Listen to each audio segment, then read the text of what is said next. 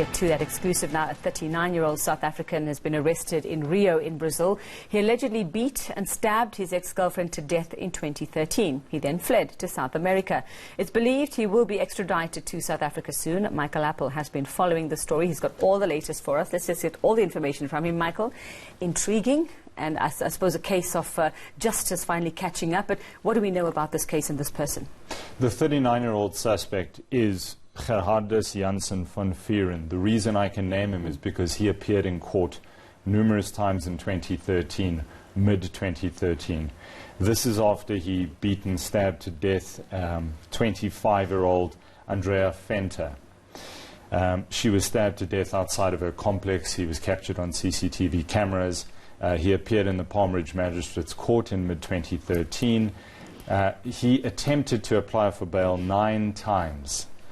He was not successful. He then turned to the South Gauteng High Court, where he was eventually granted 15,000 Rand bail, and then subsequently, as we know, fled the country. At the time, nobody knew where he went, but he popped up on the Brazilian radar in 2014, and he was arrested there for traveling under a fake passport and for trying to bribe a federal officer.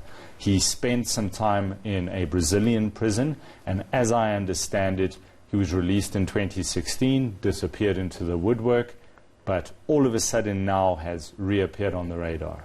Well, I suppose you'd be wondering at this point, what was it that led to the latest arrest then in Brazil? And why hadn't that information shown up the first time he was arrested? So I can tell the viewers that South African police spokesperson Brigadier Vish Naidu has just told me that I can confirm that the suspect was arrested yesterday in Rio de Janeiro in Brazil. The Supreme Court in South Africa has approved his extradition, but he has a pending case in Brazil. So we are awaiting the Brazilian authorities to release him. He is currently being detained in the José Frederico Marques prison.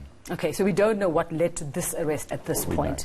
Okay, some very interesting information, I believe, though, about the victim.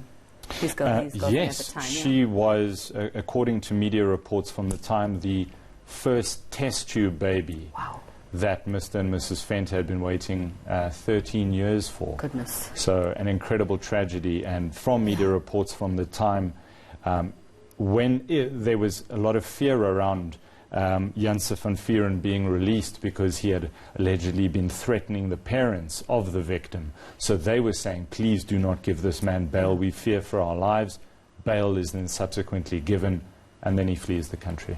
Do we have, has there been any information forthcoming as to how he actually managed to leave the country at that time? So media reports from the time say that the Hawks were looking into how it was possible, who he was working with, that it was possible for him to leave South Africa. There's no information available.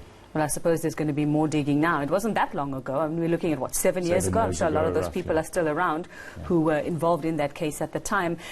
You know, Michael, this comes at a time where the country, I think, is just in despair over the cases we've seen involving women and children. You know, the latest one this morning, a 3-year-old girl found stabbed to death. And would a case like this surely brings some hope that there will eventually be some justice for some? Maybe not all, but for some. It is a very long road to justice sometimes. We know that the wheels of the criminal justice system turn very slowly. Sometimes they don't turn at all. But perhaps this, once again, as the President said, that there's this renewed spotlight on gender-based violence in the country, and that there is unequivocally a war on women.